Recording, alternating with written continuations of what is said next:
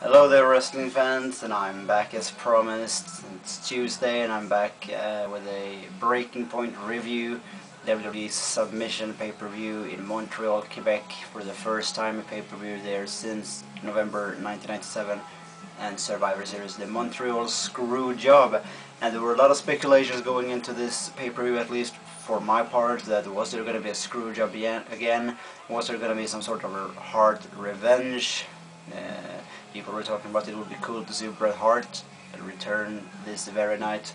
That, of course, was the long shot of a millennium, to say the very least. Bret Hart did not return, and much to my dismay, we did not see Hart Dynasty. I thought they would deserve to be in a Canadian pay-per-view and perhaps attack D-Generation X and have a feud going from there. But I must say I'm very, very satisfied to have Legacy win clean, beating D-Generation X, and this was a very, very good match, just as good if not better than their tag team match at SummerSlam. People are talking about the WWE's tag team division being stale, having more or less stalled. Well, that's not the case. We had 2 tag team matches at SummerSlam, 2 tag team matches tonight. Both were great. All 4 were great. Both were great on Breaking Point. Both were great at SummerSlam. We saw Legacy get revenge. My prediction struck in. This was really good match, a real solid match. You had the "You Screwed Bret" chants. People were kind of tepid in the response to Shawn Michaels, not giving him that much of an ovation at all, and booing him out. And you had this really mob going on outside when they were wrestling outside the arena, with people chanting and singing "Ole, ole, ole." They were really into it, and so were me and my friends watching the pay-per-view. It was a great experience, as I said. And big time Shawn Michaels tapping out. People are going to complain and whine about it wasn't Triple H that tapped out. Triple H never puts anyone over. However, he got mauled out backstage in a match that had 2 phases. You saw D-Generation X dominate for the first half. Then Legacy took over and won the match. There wasn't that much back and forth, if you remember, and if you look back at it, the whole picture, DX dominated at first, and Legacy took over. We also learned this night that shots with this Singapore canes, they look weak, but man, do they ever hurt. You saw it in the Kane Khali match, which Kane won. I was right in my prediction again. They had marks after the Singapore stick shots, Singapore cane shots. We also saw Cena's belly after his match with Randy Orton. He had a lot of marks after he being tied up to the post with the handcuffs. And Cena Orton, another very, very good match in my opinion. And they continue from SummerSlam with this battle back and forth, really desperate battle. And Cena getting handcuffed and beaten up was really well sold by Cena, really well done by Randy Orton. You really thought more or less that Cena was going to give up, although we all knew that it was a very, very long shot for him to say "I quit." These 2 words of total submission. He beat Cena up time and time again, had him tied up, as I said, with his handcuffs. And Cena sold it really well, because in his facial expressions you could see that he was getting closer and closer each time to say "I quit." Orton had a long time of domination, and Cena's comeback was very well built. The people accepted it, they got on their feet, and Cena finally won that match via a modified crossface using the handcuffs, strapping Orton's arm around his own throat, and Orton had no choice but to submit. I think, however, Orton submitted a little too easy, but I like this back and forth struggle in this match. They were tied in the handcuffs, they were ripping back and forth. Orton sold it very well as well, how scared he was with his facial expressions.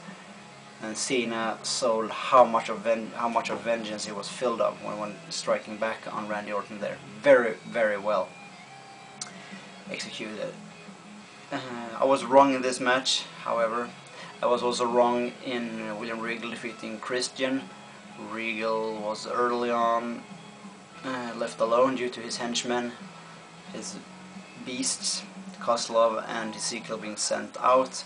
This match wasn't that good, and I don't think the purpose for it was a pee break, coffee break, a time for people to catch their breaths again before the bigger matches of the night. We had Jericho Big Show. That was the secure one. They would retain the titles against MVP and Mark Henry in kind of similar fashion as the way they won at SummerSlam. Not much to say about that match. It was a lot of back and forth. We then had the Miz Kofi Kingston, kind of surprise match for the United States Championship. I did not cast my vote on that match, but I was pretty confident Kofi Kingston was gonna win it. So if we count that match, I was right in 5 out of 7 matches. If we do not count that match, I was right in 4 out of 6 matches. And because I was also right in the main event match, CM Punk versus The Undertaker, and I didn't see that coming, I can tell you that. Theodore Long said, if we think back to it, I remembered it right after when he said that Undertaker's submission hold was banned.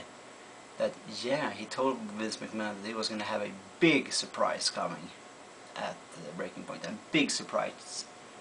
Something good. Vince said he didn't like good, he wanted great. But this was great. This was a parallel, of course, to the Montreal Screwjob in 1997.